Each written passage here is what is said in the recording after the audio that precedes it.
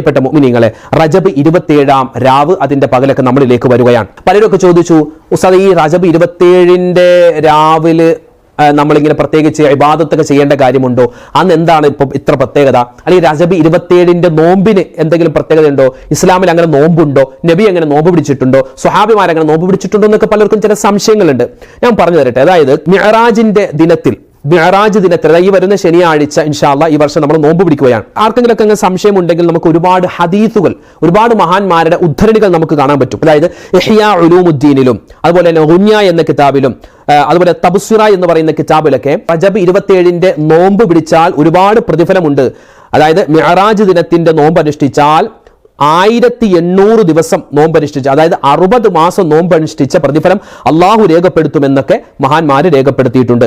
പിന്നെ നബി സല്ലല്ലാഹു അലൈഹി വസല്ലമ തങ്ങൾ പറയുന്നതായിട്ട് നമുക്ക് കാണാൻ പറ്റും, നിശ്ചയമായും റജബ് മാസത്തിൽ ഒരു രാത്രിയും പകലുമുണ്ട്. ആരെങ്കിലും ആ പകലിൽ നോമ്പെടുക്കുകയും ആ രാത്രി ആരെങ്കിലും നിസ്കരിക്കുകയും ചെയ്താൽ എന്താണ് 100 വർഷം ഇബാദത്ത് ചെയ്ത പ്രതിഫലം അല്ലാഹു തആല അവനിക്ക് കൊടുക്കുമെന്നൊക്കെ നമുക്ക് ഉഞ്ഞ എന്ന് പറയും. ഉഞ്ഞ എന്ന് പറഞ്ഞാൽ കിതാബ് ആരുടെ കിതാബാണ്?